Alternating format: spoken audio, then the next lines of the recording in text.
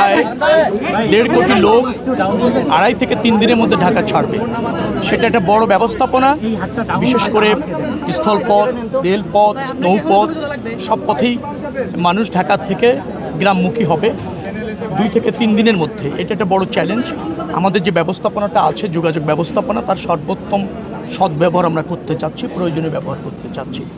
তো অভিযোগ সাধারণত থাকে যে ভাড়া বেড়ে যায়, সেটা এখনও পর্যন্ত হয়নি এবং হওয়ার সুযোগও নেই। টাইম মতো বাসগুলি ছাড়ে না, এখনও পর্যন্ত শিডিউল বড় ধরনের বিপর্যয় হয়নি, টাইম মতো যাচ্ছে। চ্যালেঞ্জটা আগামী 2-3 দিন আছে, সেই জন্য আমরা প্রয়োজনীয় ব্যবস্থা ইতিমধ্যে গ্রহণ করেছি, সড়ক যোগাযোগে, নৌপথ যোগাযোগ এবং রেল যোগাযোগ।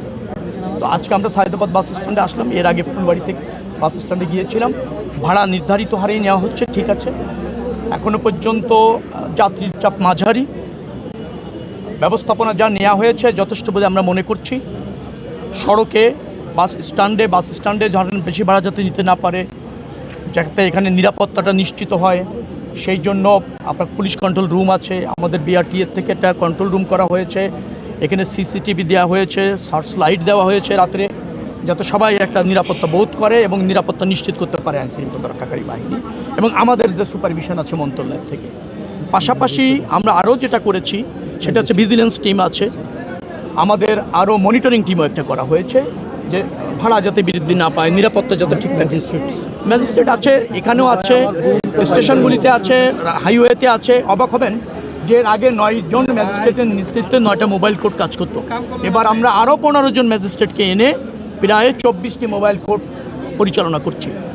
হাইওয়েতে যে সমস্ত রাস্তাগুলি আছে মেরামত করেছি, সংস্কার করেছি, চলাচলের উপযুক্ত করেছি। আমার মনে হয় যে মিনিমাম 2টি লেন, কোনো জায়গায় 4 লেন 6 লেন যেখানে যা আছে সেটা কার্যকর থাকবে। আরও হচ্ছে যেখানে কনস্ট্রাকশন কাজ চলছিল ব্রিজের অথবা হাইওয়ের, সেই সমস্ত জায়গায় মালামালগুলো আমরা সরিয়ে নিয়েছি, ইকুইপমেন্ট সরিয়ে নিয়েছি, লেনগুলি উন্মুক্ত করতে আমরা সক্ষম হয়েছি।